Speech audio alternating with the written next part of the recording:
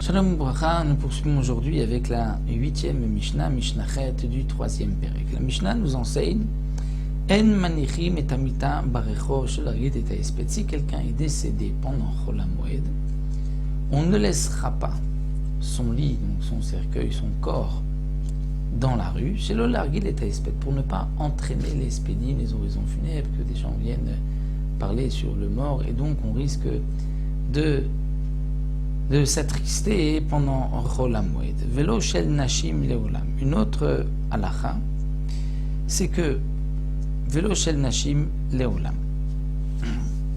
On ne met jamais le lit des femmes, c'est-à-dire le corps d'une femme dans la rue, mipnei hakavod, par honneur à la femme. C'est-à-dire, même en jour de semaine, quand ce n'est pas Chol HaMoed, et même un jour de semaine où il n'y a pas de crainte qu'on risque de faire des spédim, des oraisons funèbres, malgré tout, on apprend un passou, comme pour Myriam, c'est marqué, elle est morte, elle a été enterrée. Mal enterrée immédiatement, on ne laisse pas son corps. Pourquoi? Mipnei hakavod, pour son honneur, parce que parfois, il y a, et donc à l'époque, une femme qui était là-bas, parfois pouvait y avoir des écoulements de sang et qu'elle allait être ainsi déshonorée.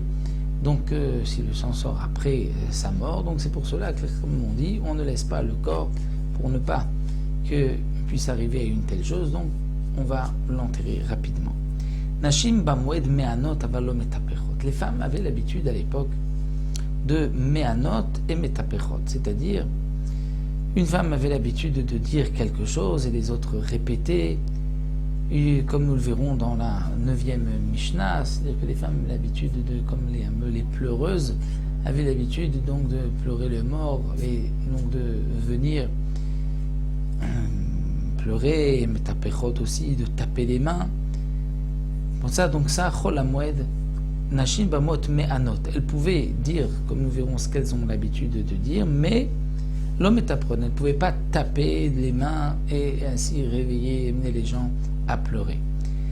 Rabbi Ishmael Omer, Asmuchot lamita metaprot. Rabbi Ishmael dit seulement les femmes qui sont proches du cercueil, proches du corps, elles ont le droit de taper des mains puisqu'elles sont proches du mort, mais les autres qui sont un peu plus loin n'ont pas le droit. Donc ça, nous verrons dans la prochaine Mishnah qui complétera cette Mishnah. Qu'est-ce que signifie le Inouï et Metapechot et Me'anot et Kina? Ça, nous verrons Bezrat Hashem dans la prochaine Mishnah.